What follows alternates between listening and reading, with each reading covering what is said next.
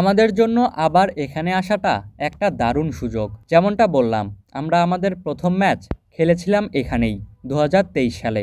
আমার মনে হয় কন্ডিশন কেমন হবে সে সম্পর্কে একটা ভালো ধারণা আমাদের আছে। তাই আমরা গত সপ্তাহে সিলেটে যে ম্যাচটি খেলেছি সেখানে অনেক কিছু শেখার আছে। আশা করি আমরা সেগুলোকে কাজে লাগাতে পারবো এবং একটা ভালো প্রতিদ্বন্দ্বিতা তৈরি করতে পারবো, যা প্রমাণ করবে যে আমরা এখানে কেন এসেছি।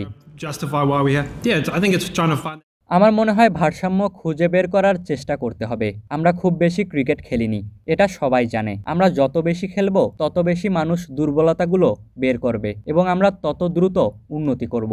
আপনি দ্বিতীয় ইনিংসে ভিন্ন কৌশল দেখেছেন, যেমনটা আপনি উল্লেখ করেছেন। আমাদের জন্য গুরুত্বপূর্ণ হলো খেলার পরিস্থিতি এবং কন্ডিশন ভালোভাবে বুঝে নেওয়া এবং টেস্ট ক্রিকেটের জন্য সঠিক টেম্পো খুঁজে বের করা, যা আমরা ধারাবাহিকতার সাথে প্রয়োগ করতে চাই। আশা করি এই ধরনের উইকেটে আমরা খুব দ্রুত সেটা বের করতে পারবো।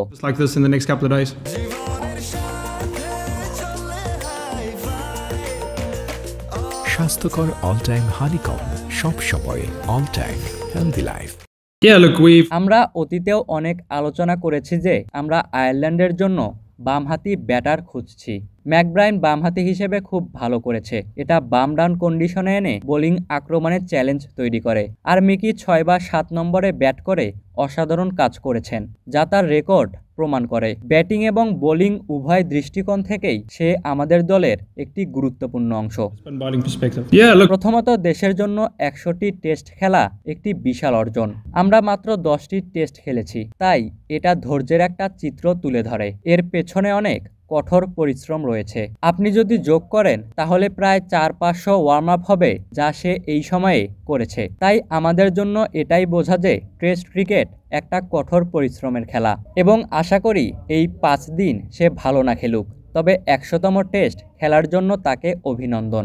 আমি ভোরে উঠি এবং প্রতিদিন সকালে হোটেলে তাকে সকাল 6:45 নাস্তা করতে দেখি। তারপর মুশফিক সবার আগে বাসে ওঠে, মাঠে যায় এবং অন্য খেলোয়াড়রা আসার আগেই সে তার ওয়ার্ম আপ, স্ট্রেচিং এবং ব্যাটিং অনুশীলন করে।